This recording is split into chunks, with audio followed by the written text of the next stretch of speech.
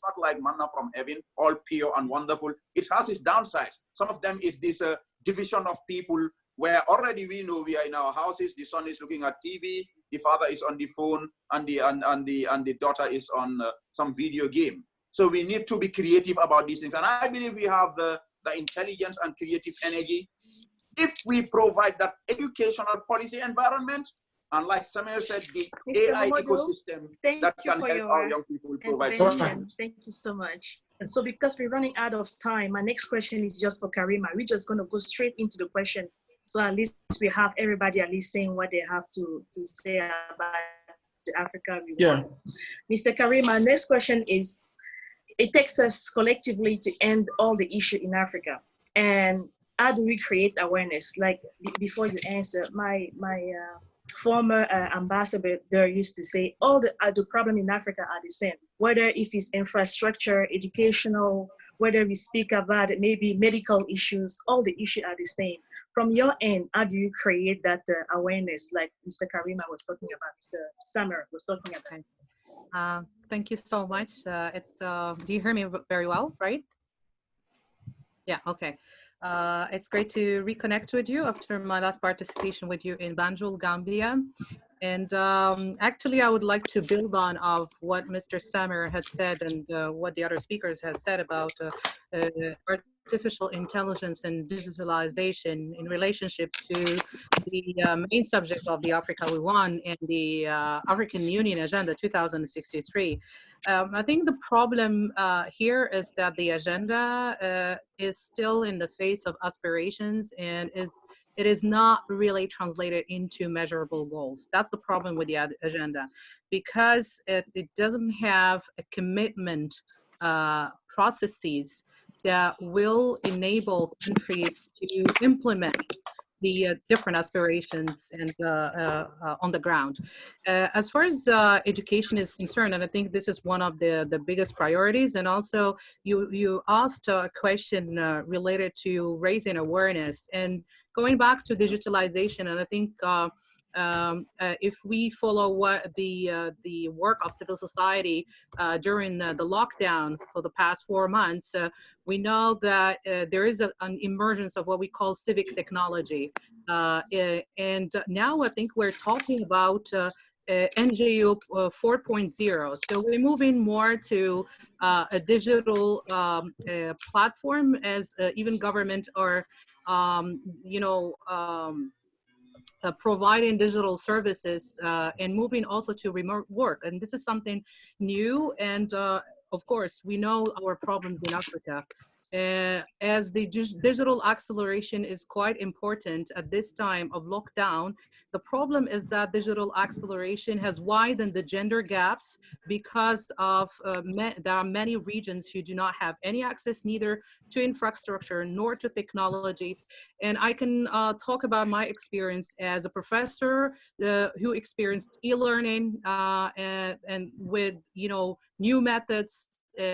But the problem is that the learning do not reach out many millions and millions of students who were not able to access their education this year.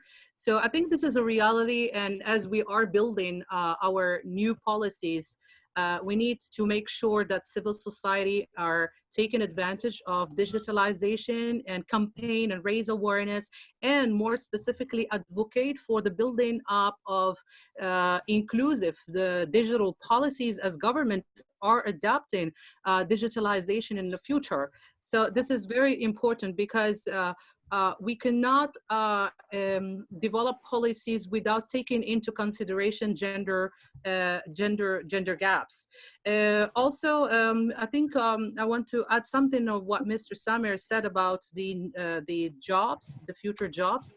I think even before Corona, we have very alarming statistics that many jobs that will be deleted. And I think if we go back to our educational system, I think it's high time to advocate for a serious reform of our education system that would take into consideration this digital acceleration, also artificial intelligence, so that we have new education, a new vocational training, a new professional training in the jobs that will be in the future. Because when we talk about artificial intelligence, for example, we say that, you know, it's mankind, it's a human capital who build up this intelligence. So we don't want in the future that robotics replace humans.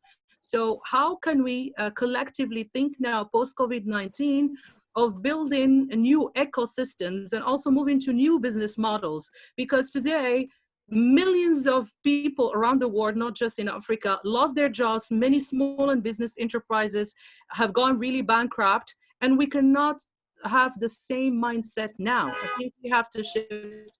Artificial intelligence, civic technology, and digitalization in general is a fact now.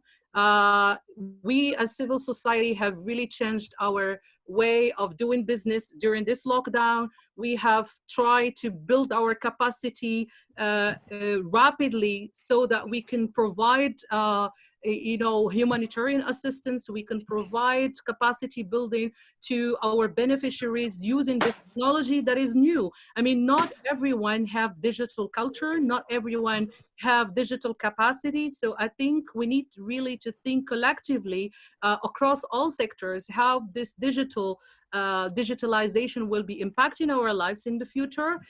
Today, it's a fact that many businesses and even public institutions have adopted seriously remote work, which also has its advantages and the disadvantages, because the working conditions at home is not the same as in the office. Today, we're talking about virtual offices of work for NGOs. We're talking about the fact that instead of, for example, getting a physical office, we need to get a domain name and a website. So that's I think that's the future trend. And only by building capacity and also working really on infrastructure. This is really challenging. I mean, everything is nice and beautiful, yes, okay, but we cannot leave millions of people behind, because this is our reality today. And also, I think in terms of future jobs, there are today new trends in recruitment processes. And one of the major skills that are demanded today for young people in the continent is digital skills. So I think it's high time